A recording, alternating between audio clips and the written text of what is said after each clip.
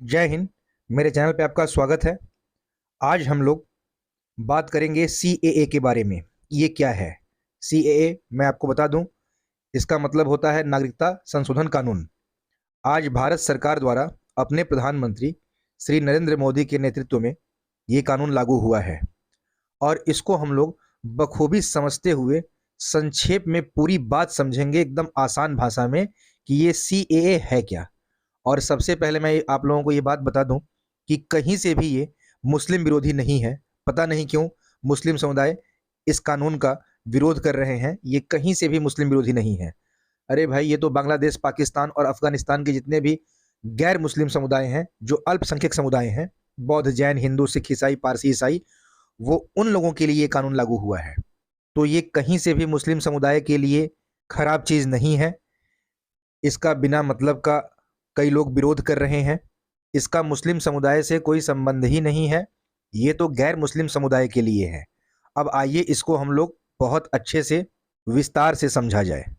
भारत सरकार ने प्रधानमंत्री नरेंद्र मोदी के नेतृत्व में नागरिकता संशोधन कानून, जिसको बोलते हैं सीएए, लागू कर दिया है। ठीक है। इसे 2024 के लोकसभा चुनाव से पहले सरकार का एक महत्वपूर्ण कदम माना जा रहा है। इस कानून के तहत तीन पड़ोसी देशों अफगानिस्तान, पाकिस्तान और बांग्लादेश से आए 6 अल्पसंख्यक समुदायों को भारत की नागरिकता दी जाएगी। इन समुदायों में हिंदू, सिख, बौद्ध, जैन, पारसी और ईसाई शामिल हैं। अब देखिए कि ये जो सीएए है ये है क्या। ध्यान से इसको समझिएगा। नागरिकता संशोधन विधेयक सीएए बिल पहली बार 1955 के नागरिकता अधिनियम में संशोधन करने के लिए 2016 में पेश किया गया था। यह एक संयुक्त संसदीय समिति के माध्यम से पारित हुआ और 8 जनवरी 2019 को लोकसभा द्वारा पास किया गया। हालांकि यह 16वीं लोकसभा के भंग होने के साथ समाप्त हो गया। विधेयक को 9 दिसंबर 2019 को 17वीं लोकसभा में गृह मंत्री अमित शाह द्वारा फिर से पेश किया गया और 10 दिसंबर 2019 को पास किया गया। राज्यसभा ने भी 11 दिसंबर 2019 को विधेयक पास किया। नागरिकता संशोधन अधिनियम 31 दिसंबर 2014 को या उससे पहले भारत में प्रवेश करने वाले अवैध प्रवासियों को भारतीय नागरिकता देने के लिए पारित किया गया था। यह अफगानिस्तान, बांग्लादेश और पाकिस्तान से 6 धर्मों हिंदू, सिख, बौद्ध, जैन, पारसी और ईसाई के प्रवासियों पर लागू होता है। पात्र होने के लिए व्यक्ति का पिछले 12 महीनों से लगातार और पिछले 14 सालों में से 11 सालों से भारत में निवास होना चाहिए। हालांकि कुछ मामलों में निवास की आवश्यकता को 11 वर्ष से घटाकर 5 वर्ष कर दिया गया है।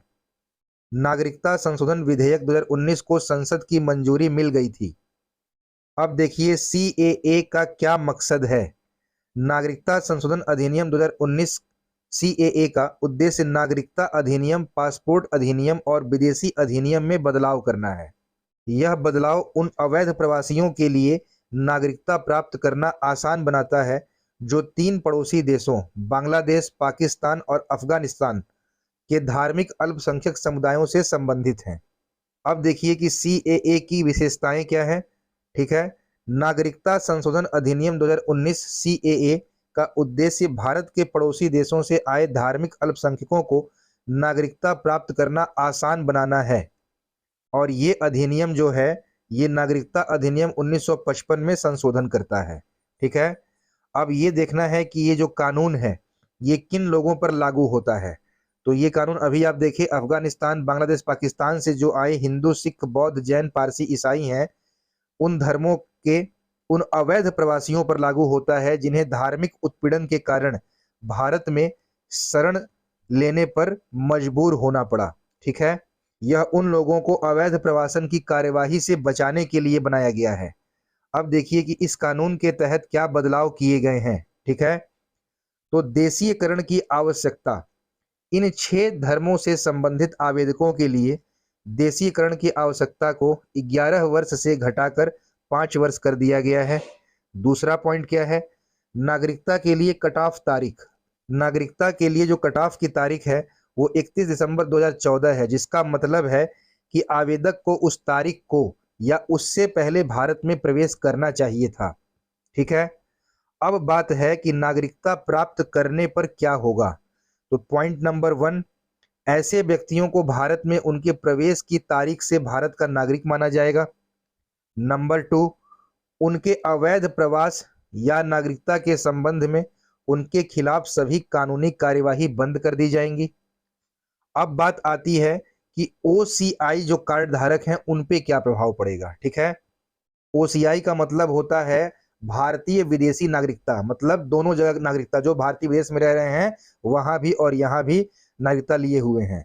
तो देखिए, इस कानून में यह भी कहा गया है कि जो ओसीआई कार्ड रखने वाले लोग जो भारतीय मूल के विदेशी नागरिकों को भारत में अनिश्चित काल तक रहने और काम करने की अनुमति देता है, यदि वे बड़े और छोटे अपराधों और उल्लंघनों के लिए स्थानीय कानूनों का उल्लंघन करते हैं तो वे अपना स्टेटस खो सकते हैं। ठीक है, अब अपवाद देख लिया जाए। इसमें एक्सेप्शन क्या है कि नागरिकता संशोधन अधिनियम 2019 के तहत छूट वाले क्षेत्र, तो जो छूट वाले क्षेत्र हैं उनको देखा जाए। पहला है असम मेघालय, पहला पॉइंट, असम मेघालय मिजोरम त्रिपुरा के आदिवासी क्षेत्र। ठीक है, ये क्या कह रहा है कि संविधान की 6ठी अनुसूची में शामिल क्षेत्रों को सीएए से छूट दी गई है।